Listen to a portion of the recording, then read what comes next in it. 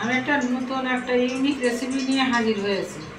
হ্যাঁ, এটা আমার কোথা থেকে দেখা ধার করা কিছুই না, এটা আমার নিজের উদ্ভট মাথা চিন্তা দিয়ে। তো মাদার কিচেনে আপনাকে সেই উদ্ভট চিন্তা রেসিপি দেখার জন্য স্বাগত। তো দেখুন রেসিপিটা কি হবে। বিরিয়ানিও হবে না, পোলাও হবে না, দুজন মানুষ বাড়িতে আছে আর বাকি মানুষ সব বাইরে। তো হঠাৎ করে চিন্তা হলো যে কী করা যায় এখন। হ্যাঁ, ওরা তো বাইরে বাইরে খাচ্ছে, আমাদেরও কিছু খেতে হবে। হঠাৎ করে চিন্তা করলে দেখেন কি লাগবে। একটু পোলাও চাল, যদি আমার আজকে ভালো চিকন চাল ঘরে নাই, তাই আমি পোলাও চাল দিয়ে করলাম। না হলে আপনি ঘরে যদি আপনার বাসমতি থাকে, যেটা আমরা খাই বাংলা মতি হিসাবে, ওই চাল থাকে, ওই চালটা ভিজিয়ে রেখে দেবেন আধা ঘন্টা জলে। দেখেন দুটো ডিম আমার গোটা আছে, পেঁয়াজ রসুন, আদা রসুন বাটা আছে, জিরে ধনে বাটা আছে, আর একটা ডিম আমি দেখেন ফেটিয়ে নিয়েছি। আর এদিকে লাগছে মটরশুঁটি, ঘরে থাকলে দিবেন, আমার কিলোটাই দিয়েছি, না হলে এটা স্কিপ করবেন। এই যে কাঁচামরিচ ভাজা ভেঙে নিয়েছি, পেঁয়াজ নিয়েছি, আর এই লবণ হলুদ ঝাল, একটু টমেটো সস লাগবে, আর 1 চামচ ঘি থাকলে দেবেন, না থাকলে দেবেন না।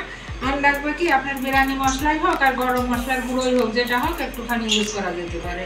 তাহলে আসুন তাহলে মূল রেসিপিটা শুরু করব। প্রথমে আমি এই ডিম দুটোকে একটু আমি ভেজে নেব।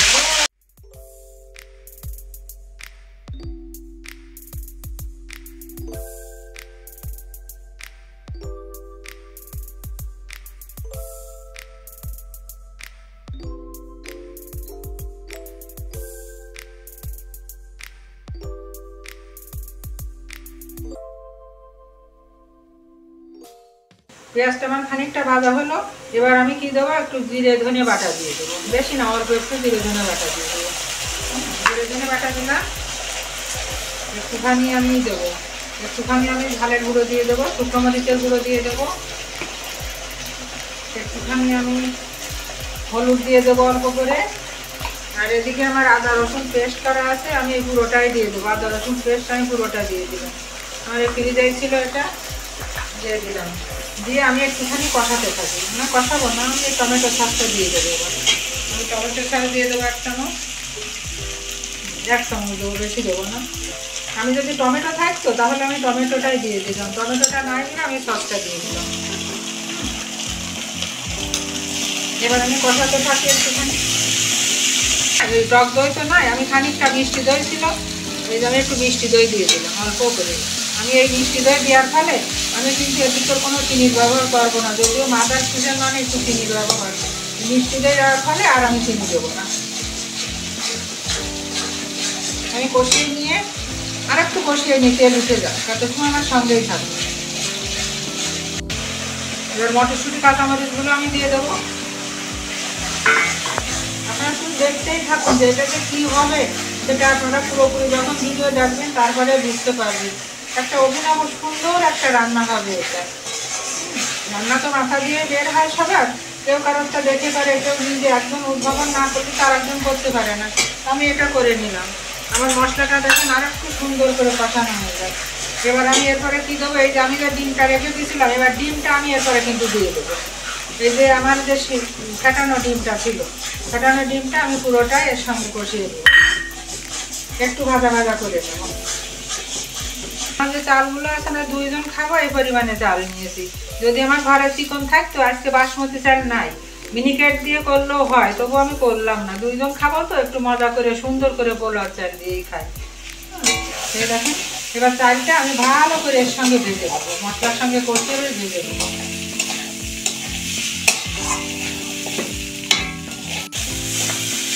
এর সঙ্গে আমি 1 চামচ ঘি দিয়ে দেবো, 1 চামচ মতন, থাকলে দেবেন, তাও বলছি, না থাকলে দেবেন না, দরকার নেই। আমার আছে, আমি দিয়ে দিলাম 1 চামচ মতনই দিলাম।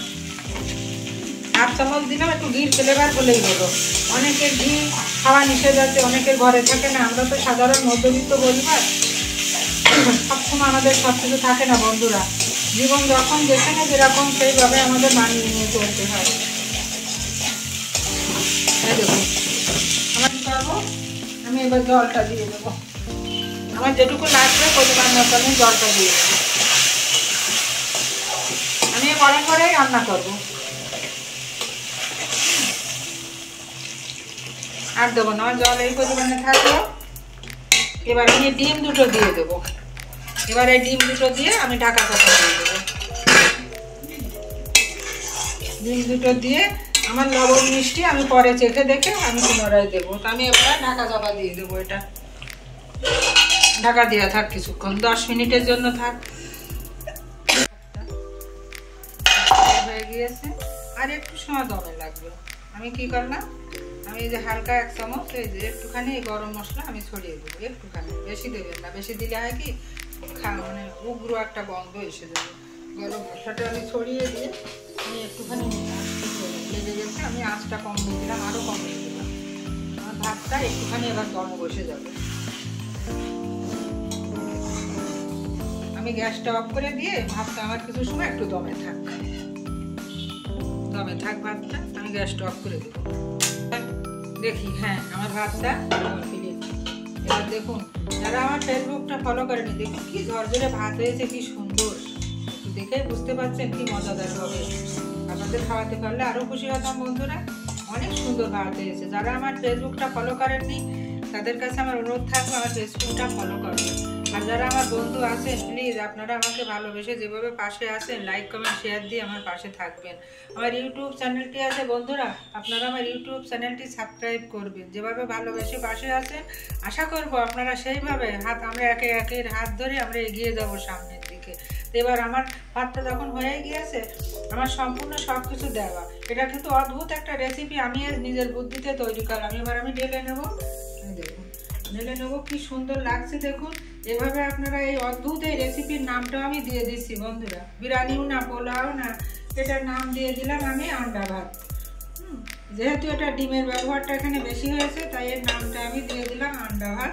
আপনারা এই আন্ডা ভাতটা রেসিপিটা দেখবেন, আর ফুল রেসিপি চলে আসবে, তো তাড়াতাড়ি আমি পেজে দিয়ে দেবো। এই আন্ডা ভাতের রেসিপি আপনাদের জন্যই আমি উৎসর্গ করে দিলাম বন্ধুরা। আপনাদের উৎসর্গ করে দিলাম এই আন্ডা ভাত রেসিপি। আপনাদের কেমন লাগলো আপনারা আমাকে জানাবেন। দেখুন একটা রেসিপি আমি আপনাদের উপহার দেওয়ার চেষ্টা করলাম। আশা করি আপনাদের ভালো লাগবে। কতটুকু ভালো লাগবে জানি না, আপনারা আমাকে কমেন্ট করে জানাবেন। আপনারা আমার এই সাবেকিয়ানা পেজে এই সাবেকিয়ানা একটা আধুনিক রেসিপি আমি দিয়ে দিলাম। সবার শুভকামনা।